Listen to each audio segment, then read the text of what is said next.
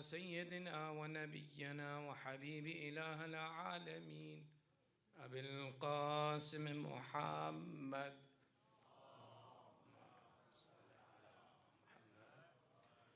وعلى آله الطيبين الطاهرين المعصومين واللعنة على أعدائهم أجمعين من الآن إلى قيام يوم الدين. أما بعد، فقد قال الله تعالى في محكم كتابه الحكيم: بسم الله الرحمن الرحيم. يا أيها الذين آمنوا أطيعوا الله وأطيعوا الرسول وأولي الأمر منكم. صدق الله العلي العظيم. صلوا على محمد وآل محمد. Your second salawat for love of Muhammad wa Ali Muhammad.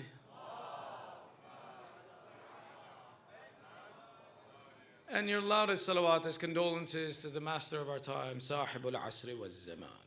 Allahumma salli ala Muhammad wa Ali. أعظم الله أجورنا وأجوركم بذكرنا الاستشهاد الإمام Al-Hadi alayhi salam. May Allah increase in our reward for commemorating the martyrdom of our 10th Imam, Ali ibn Muhammad Al-Hadi alayhi salam.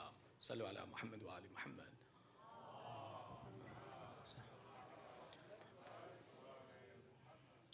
In the Quran, we see that Allah mentions and He says, "O those of you who have faith, listen to and follow the command of Allah, listen to and follow the commands of the Prophet, and listen to and follow the commands of ulil amri minkum, and those who have authority over you." The conversation of who it is that is considered to have authority over us is a conversation that has certain implications even by looking at the structure of how Allah introduces people who have authority over us. Let me explain. When Allah discusses His authority over you, Ati Allah, listen to and follow the commands of Allah. Then He says, Wa Ati Rasul, and follow and listen to the commands of the Holy Prophet the way you listen to the commands of Allah. Wa ulil amri minkum, and those who have authority over you. The structure of the argument, because remember something, in the Quran, Allah doesn't make mistakes. Allah does not waste words. He does not say anything in excess. The joining of these attributes together is an explanation to say that there are those amongst us who have authority over us the way that the Prophet and Allah have authority over us. Now, the attributes of who has that authority should be no different than the attributes of the Prophet. Because the Prophet was the perfect manifestation of what Allah wants from humanity. Nobody disagrees. Everybody's with me? Stay with me. If you go to sleep now, I'm going to lose you. So say, Sallu ala Muhammad wa Ali Muhammad.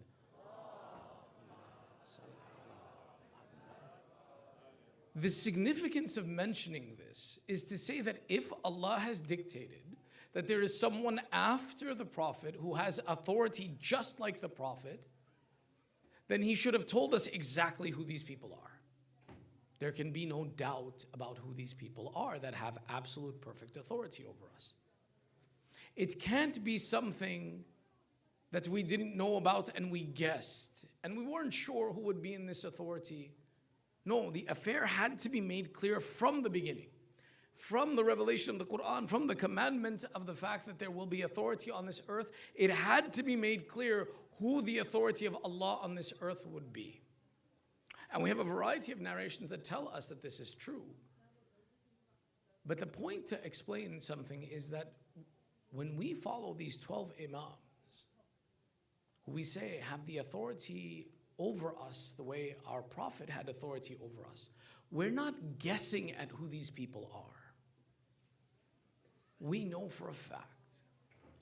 The narrations are so extensive about explaining them that we say the narrations explaining who the Imams will be after the Prophet reaches the point of being known as tawatur. Now, when we talk about tawatur, for our younger audience to explain, tawatur refers to a narration that has been repeated by so many different people in so many different instances from so many different places that there's no way they could have gotten together and lied about it. The most famous tawatur hadith that we possess is the hadith of the day of Ghadir. and the appointment of our master Ali ibn Abi Talib alayhi salam. Sallu ala Muhammad wa ali Muhammad.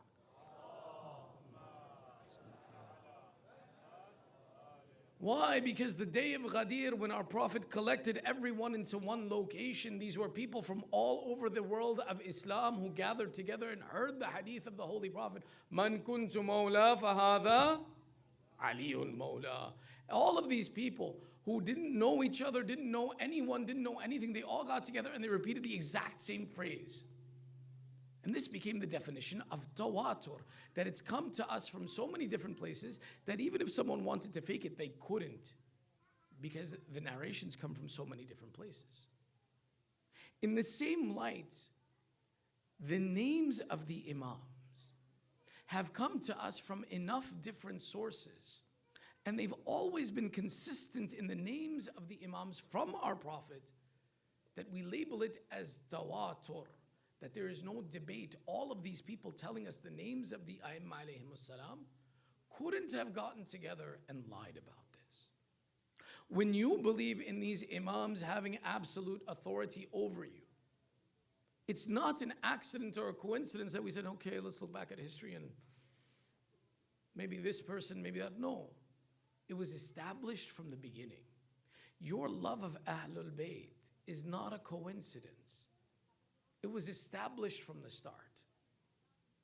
Shall I give you a hadith to explain it to you? Sallu ala Muhammad wa ali Muhammad.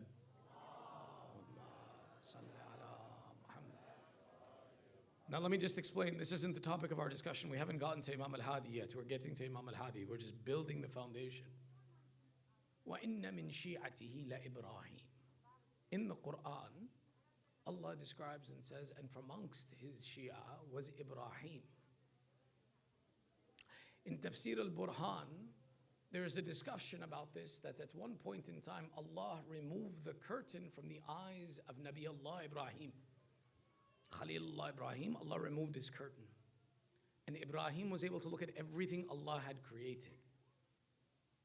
When Ibrahim alayhi salam looked out at everything that Allah had created, there was a light that shone to him in the heavens. That was the brightest, most amazing thing in all of the heavens. So imagine, today, you can only see what's created. Imagine that Allah let you see everything He has created. The most awe-inspiring thing that you would see is what you would ask Allah about. And sure enough, Ibrahim, when he saw this amazing nur, he said, Ya Allah, from all that you have created, I see this nur. What is this nur? And Allah replies, this is the nur of my Habib, Muhammad sallallahu alayhi wa alihi.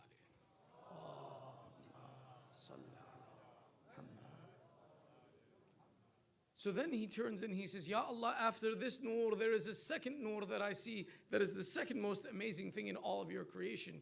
He asks, what is this nur? He says, this is the nur of Ali ibn Abi Talib alayhi salam.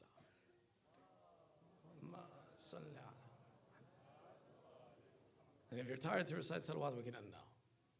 Come on, yeah. Sallu ala Muhammad wa ali Muhammad.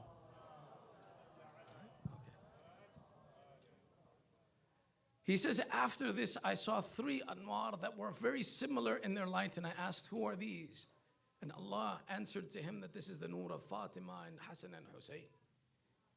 After this, I saw that there were 9 other lights that I saw, or the other lights that I saw after this.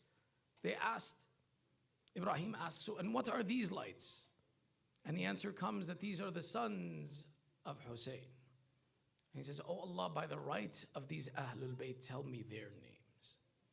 The narration specifies that the answer came that next is the light of Ali ibn al-Hussein, then Muhammad ibn Ali, then Ja'far ibn Muhammad, then Musa ibn Ja'far, then Ali ibn Musa, then Muhammad ibn Ali, then Ali ibn Muhammad, then Hassan ibn Ali, and finally is the light of Qa'im ibn al-Hassan.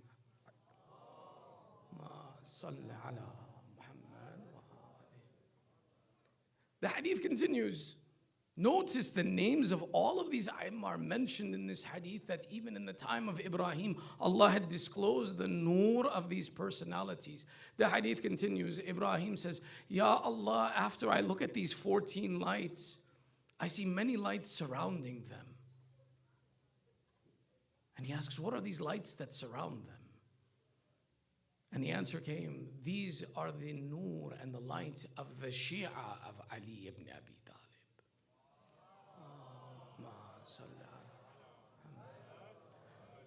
Ibrahim then says, Ya Allah, such is the status of the Shia of Ali. Then, oh Allah, I wish to be amongst the Shia of Ali. And in reply to this, we see the verse of Quran where it says, وَإِنَّا مِن شِيعَتِهِ لَا إِبْرَاهِيمَ. The idea of the entity of Ahlul Bayt and their status is not something we gave them as a designation, but rather one that Allah had already appointed from the beginning. If today you love these Ahlul Bayt, you want to be attached to them, it's not a coincidence, it's not an accident that we stumbled upon these people. Rather, it is that Allah established the example and said that in humanity, there will come a phase where guidance is needed, and there is no better source of guidance than these, the children of Rasulullah. Now, let's talk about our 10th Imam, Ali ibn Muhammad Al-Hadi, who is a miracle amongst the miracles of Imamat. You see, those who don't understand and appreciate that Allah has placed the mansab of Imamat within these personalities from before their creation, say that, oh, you just follow a family. Whatever the father taught the son, then the son became the authority, and this is how you go. The exception to this was our 9th and 10th Imam that proved all of those who criticized us wrong. You see, an Imam, if he announces his Imamat when he's a grown man, you can say his father trained him. His father taught him, so therefore he became the Imam. But our 9th Imam began his Imamat at the age of 9. What can a father teach a 9-year-old that would be enough for him to lead all of humanity? So they thought and they understood and they said, okay, maybe there's something divine in this. Then to go further, in our 10th Imam, Imam Al-Hadi began his Imamat at the age of either 6 or 7. How can a 6-year-old be the leader of humanity? You see, to understand that the Imamat of Imam Al-Hadi was miraculous, look at yourself. Have you ever gone back and looked at something you wrote years ago? Maybe you look back and you see your book from 3rd grade, 4th grade. You look at your handwriting, you say, my handwriting wasn't good. You look at what you wrote, I wish I was a unicorn. This is a waste of time. Why did I write this? You look at your old writing and you see that now I'm smarter. And when I'm smarter, my writing has improved, my knowledge and my communication has improved. Let me ask you something. Of all of the hadith of the Ahlul Bayt, have you ever been able to tell when the Imam was young when he gave a hadith and when the Imam was old when he gave a hadith? You can't tell. The word of the Imam, regardless of his age, is perfect. The Imam does not make mistake. There is no maturity that he's waiting for to come to him. This is one of the indications that tells us that an Imam is an Imam from the moment he's born until the moment that he dies. The beauty of the example was given to the society in Imam Al-Hadi, that a 7-year-old could be the Imam, that the 7-year-old could be the leader of humanity, that Mu'tasim, who poisoned the father of Imam Al-Hadi, thought that this child is 6 years old, he is to be the next Imam. Let me influence him. Let me change his mind. Let me make him like me. So he appointed over him a teacher by the name of Junaidi and said, Junaidi, you are one of the people who hates Ahlul Bayt. This boy is from the Ahlul Bayt. Teach him to hate the Ahlul Bayt. And this Junaidi came with the intention of being the teacher of Imam Al-Hadi. And after a short time, they came to check on him. And they asked him, how did you find this boy? And Junaidi stands up from his seat and he says, don't you dare call him a boy. He is my teacher. I ask him about the Quran, the long surahs, the short surahs, and he teaches me about what it is that Allah has dictated in the Quran. Sallu ala Muhammad wa ali Muhammad.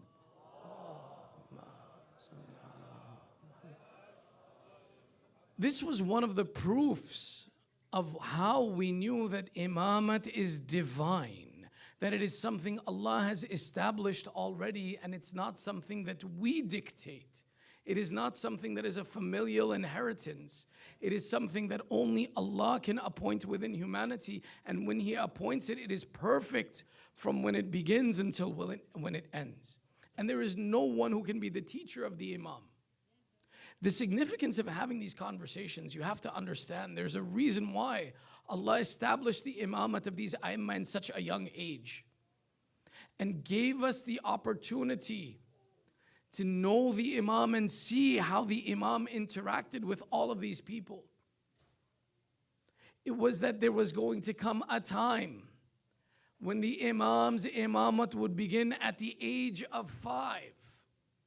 And if we had not seen an Imam who was at the Imam at the age of 9 or an Imam at the age of 7, maybe people would have doubted that how can the son of Hassan al-Askari be an Imam when he's only at the age of 5? But Allah gave you comfort and confidence in your heart that when Imam Mahdi ajjalallahu ta'ala farajahu al-sharif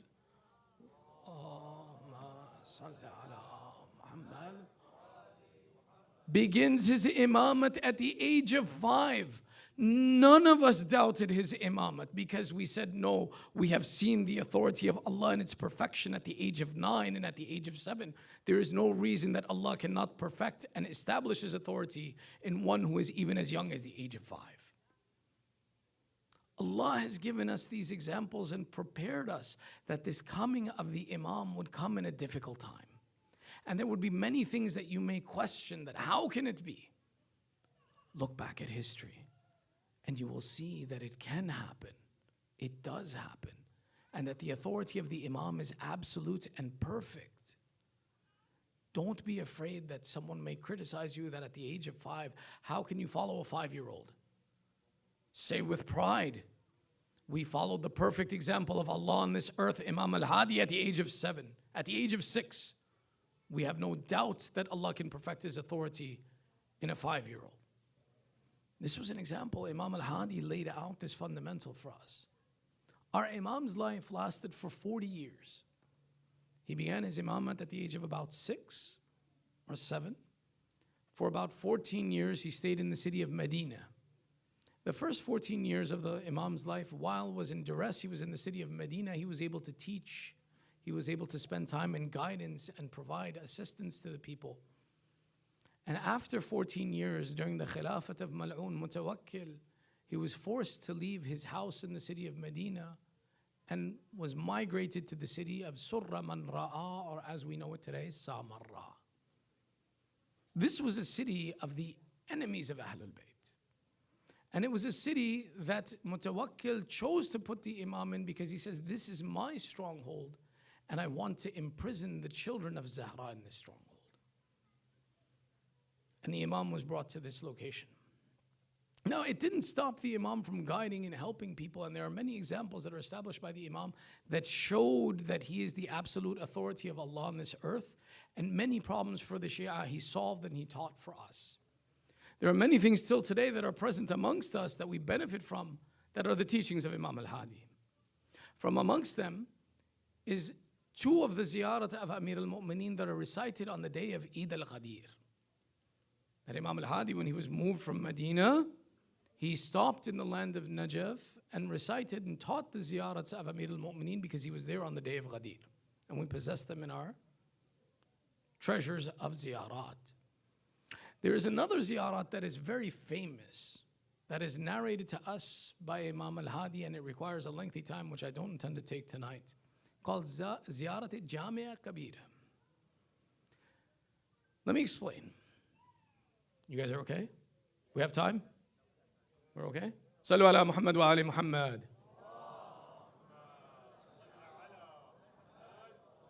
Listen, when you're too quiet, I can't tell if you've fallen asleep. If you fall asleep, we finish, okay? In the time of Imam Al-Hadi, the Banu Abbas, remember the Banu Abbas were the cousins of the children of Sayyidah Zahra, of the Imams. The Banu Abbas tortured the children of Sayyidah Zahra more than even the Banu Umayyah. The Banu Umayyah, who were distant, they tortured the Ahlul Bayt. But the Banu Abbas tortured the Ahlul Bayt even more. And the reason for that was that when the Banu Abbas stole authority from the Banu Umayyah, they said, we are the close relatives of the Prophet. Therefore, we deserve to have more authority than the Banu Umayyah did. Appoint us to be the leaders. And the Banu Abbas became the leaders. Then the problem was that people started asking questions, but wait, aren't these the children of Sayyidah Zahra closer to the Prophet than even you? So the authority of the Banu Abbas was then put into question. So to squash the questions about their authority over humanity, because they had taken authority because they're closer to the Prophet, they had to hide and suppress the children of Sayyidah Zahra. So they abused and tortured their cousins more than anyone else. Amongst the things that they did was they wanted to separate people from the Ahlul Bayt as much as they could. So they established lies and misinformation about them. Now the misinformation that you would want to establish about Ahlul Bayt is not just to say that they have no authority. Because eventually anyone who would come in contact with the authority of the Imam would realize, no, this is more knowledgeable, more pious than anyone else.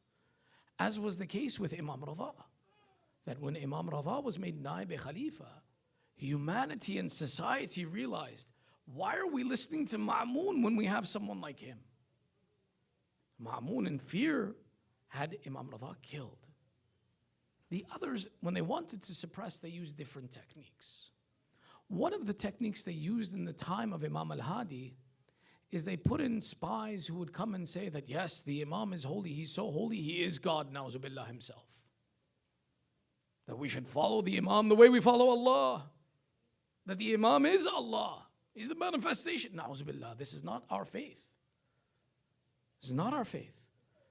But what they did was they said, let's make them extremists so that no one will be interested in talking to them.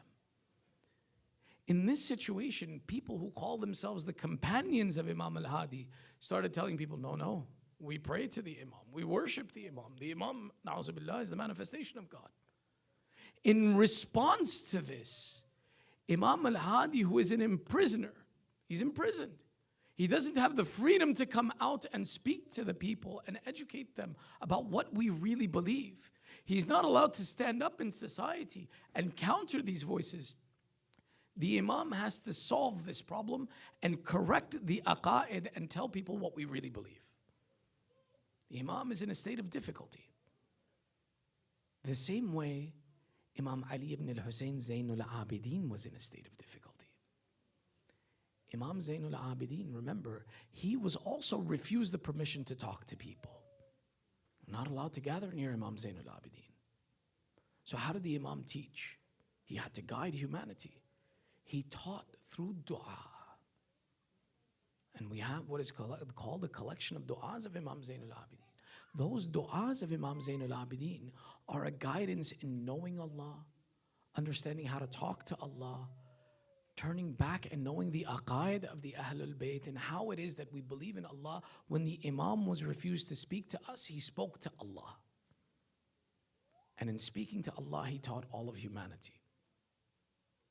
Imam Al-Hadi, when he was refused the opportunity to speak to the people to correct them about their aqaid of imamat, and he had to educate them about what really is imamat, he teaches through the Ziyarat al-Jami' al-Kabira.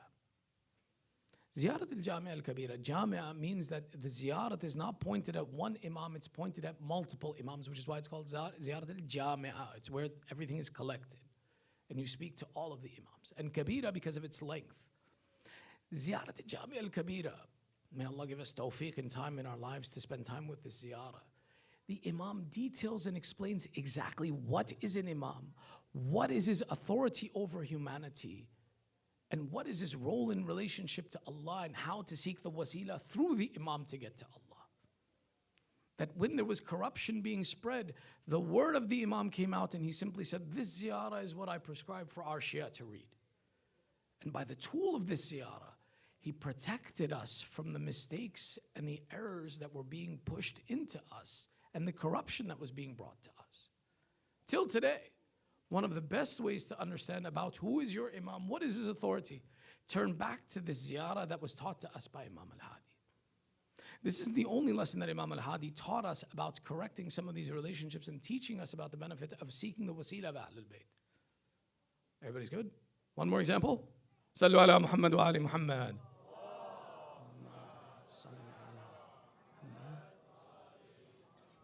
Another prominent example about understanding and having ma'rifah and relationship comes from an example when Imam Al-Hadi himself became ill in the city of Samarra. When Imam Al-Hadi becomes ill, he turns to his companions, he says, I want one of you to go on my behalf to Ha'ir Husayni, to Karbala, to make dua for me. When the companions left, they counseled amongst themselves to see who it was that would go. Now remember something. This was a difficult time to go to the ziyarat of Imam Hussein. One of the worst khulafa who tortured and abused the Shia the most was Mutawakkil al-Abbasi. Mutawakkil is responsible for trying to destroy or destroying the surroundings of the grave of Imam Hussein 3 times. That he wanted it to be plowed into fields, and the oxen who were designated to plow would not plow the grave of Imam Hussein. Mutawakkil was the one who would torture people and say, you want to go to Hussein, then give me your hands. Mutawakkil was the one who, when he wanted a singing lady to come to his court and she didn't, and he found out that she had gone to the ziyarat of Imam Hussein, instructed for the destruction of the grave of Imam. Mutawakkil was that bad.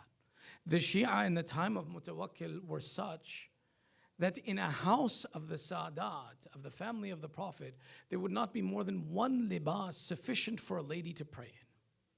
Meaning they had no clothes even that they could pray in them. That they would have 1 outfit and the women would share one after another to be able to pray because they had nothing. He tried to wipe out the lovers of Ahlul Bayt. In that time when Imam Al-Hadi gives the instruction, go to the Ha'ir, go to the grave of Abu Abdullah and pray for me, the companions gather because it's a difficult task to accomplish. One companion, I can't forget his name because his name was Ali ibn Bilal. No relation. Ali ibn Bilal was a spy. And when Imam Al-Hadi says, go to the grave of Imam Hussein and pray for my health, and the companions are counseling and discussing amongst themselves who will go and how will they get him to the grave, Ali ibn Bilal asks a question. He says, why do we have to go? Imam Hussein is an Imam. Imam Al-Hadi is an Imam. Is he not as holy as Imam Hussein? So why do we have to go? He's an Imam, he's an Imam. Either we're wrong that this isn't an Imam, or there's no reason for us to go. He should be able to pray for himself. And he created a doubt in the mind of the companions of Imam Al-Hadi.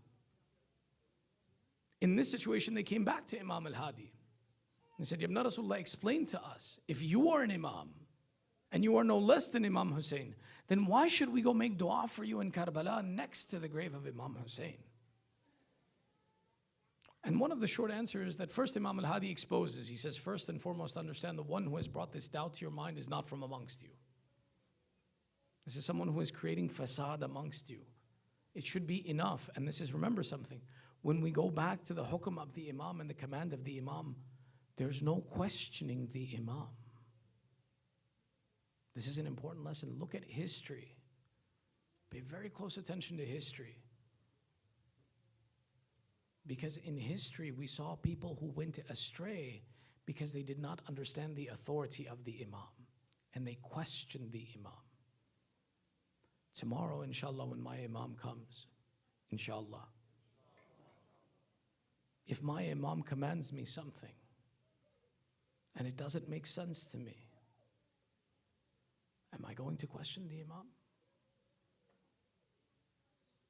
This is a frightening thought that us who are calling this Imam, Ya Allah, Allahumma ajjal waliyak al-faraj, we call constantly.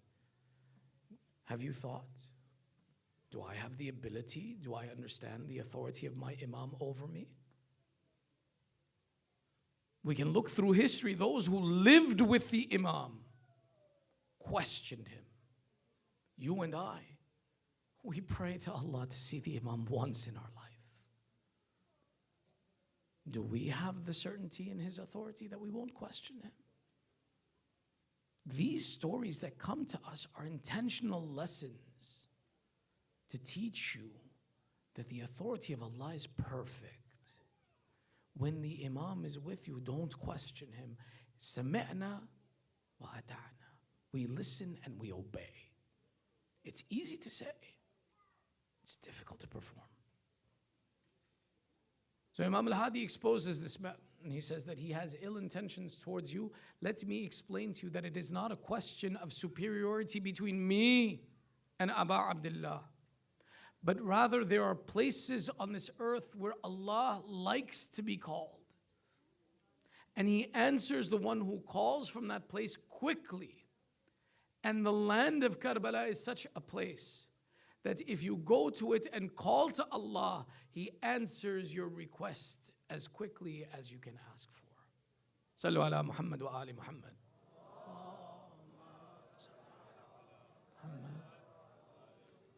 There's an importance to repeating these stories, of understanding that it's teaching me the relationship between me and my Imam and the significance of these places on this earth. We do not impose or imply a superiority to say one is better than no. Allah has designated for them statuses and places and given us instruction to turn to them. Which is why till today, even in Ziyarat al-Nahiya that was given to us by our 12th Imam, we see that he explains that Imam Hussein has a certain status for his sacrifice that no one else possesses. That the rest of the Ayyam are from his children. That the dirt of his grave has a cure for your sicknesses and diseases. And the dua made under the dome of Aba Abdullah is answered by Allah. We know this, but look how people create doubts in our mind. Imam Al-Hadi corrected these issues for us, and he laid the foundations for us to be able to accept and understand that, oh Shia, there will come a time when you are separated from your Imam. Don't let people confuse you and misguide you from the source of the Imam. And there are many examples from his life. One that we'll mention very briefly. Sallu ala Muhammad wa ali Muhammad.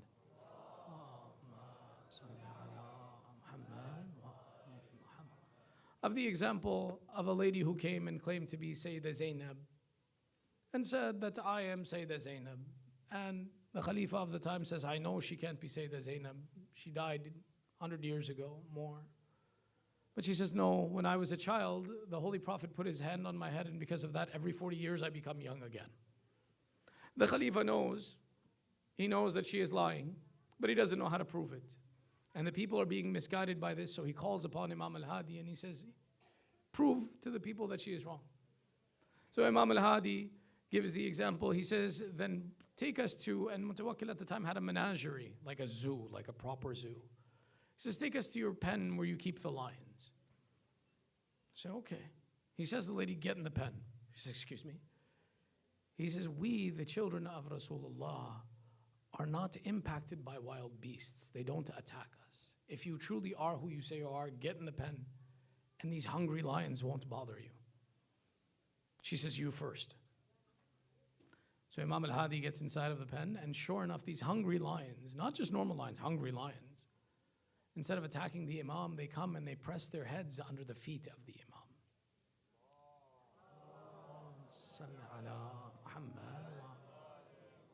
In this way, the lady then admits and says, no, I can't get in the pen. What you said is completely right. I'm a liar, I'm a faker. Another situation talks about where Mutawakkil, wanting to embarrass and abuse the Imam, found a magician. And the magician was good at making things move. And they said, we're going to put a sufra out, and when the Imam comes, magician, you sit next to him. And whenever he tries to take the bread, you make it go away. And all of the people sat and they watched. And as the Imam reached for the bread, the magician moved his hand and the bread moved away from the hand of the Imam. Everybody laughed. The second time the Imam again reached for the bread again moved away from the Imam. Everybody laughed. The third time this happened, the Imam put his hand down on the carpet. That carpet had a tapestry in it of a lion. As soon as the Imam puts his hand on the tapestry, the lion comes out of the tapestry, eats the magician, and goes back into the tapestry, into the carpet. Everybody there gets up scared and starts running away in different directions. When they realize it is now safe again, they sit down and Mutawakkil says, that was a great trick that you did. Now return my magician to me. Imam Al-Hadi says, when the staff of Musa ate the serpents of Fir'aun, did the staff return the serpents after it ate them? He said, no. The same way my lion won't return your magician again. Sallu ala Muhammad wa ali Muhammad.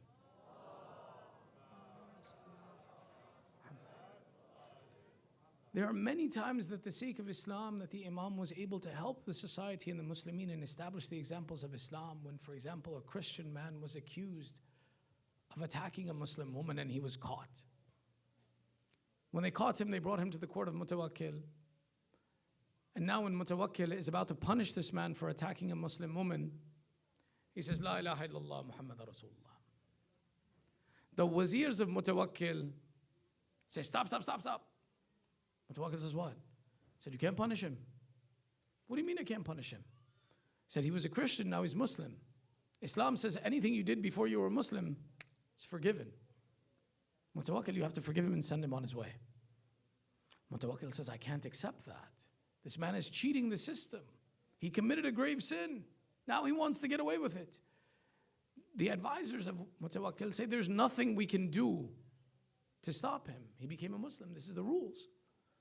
Mutawakkil says, go to Ali ibn Muhammad and ask him. And Imam Al-Hadi says, give him the punishment that is designated for him. Give him the full punishment. The wazir said, how can you say that? It is against the Quran. Imam Al-Hadi replies, no, it's not. Remember in the Quran when Allah told the story of Fir'aun, that after Fir'aun was between the walls of the sea, and he saw the walls coming crashing down on him, he said, now I believe in the God of Musa and Harun. But Allah said, now that you have seen the punishment, your faith will not be accepted, and Fir'aun was punished. He says, the same way this man now accepting the faith of Islam after he knows that he's going to be punished will not be counted from him, punish him the way he deserves to be punished in the religion of Islam. Sallu ala Muhammad wa ali Muhammad.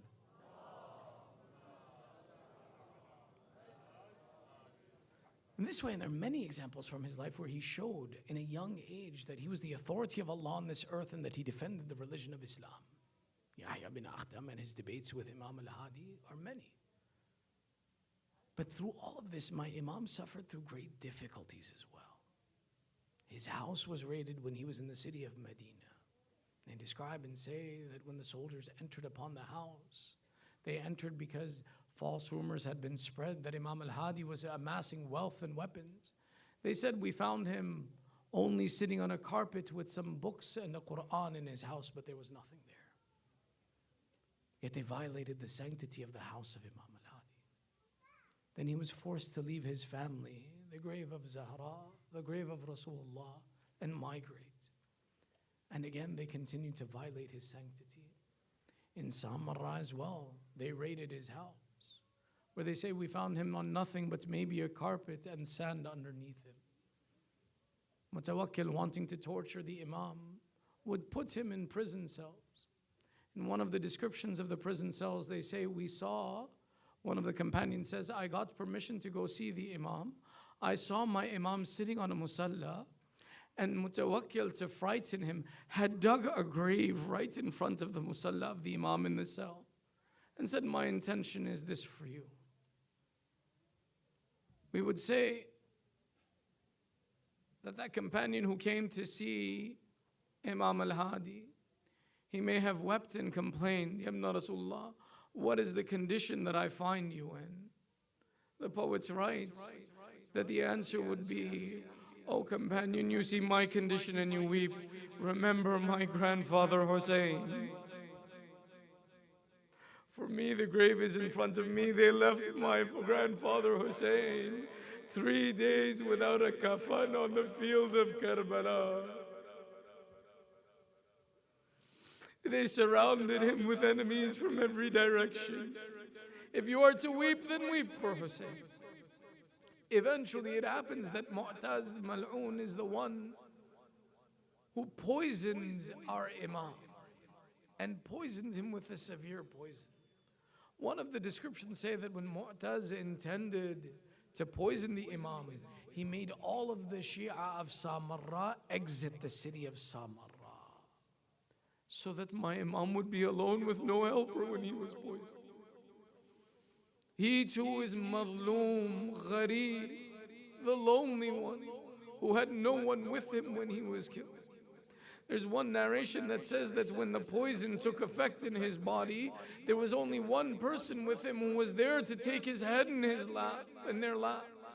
And it was his sister Hakima who came to him and held the head of the 10th Imam in her lap. Yabna Rasulullah, with respect, Hakima came and held your head in her lap. But O Zainab in the field of Karbala, who could not go to Hussein, who went as close as the Tilla and saw from there that there was a hujum gathered on a single stranger who she could not recognize. And she called out, Anta akhi Hussein, are you my brother Hussein? When he did not answer, she took the wasila of their mother. If you are my brother Hussein, answer me. That Zainab who could not be with Hussein when he was leaving this world. Imam Al-Hadi had his sister Sayyidah Hakim, but still the impact of the poison was severe, until eventually we saw that the sweat of death overtook his brow. His breathing became shallow. His hands began to open and close. His feet moved from the discomfort of the poison. And the soul of the Imam left this world.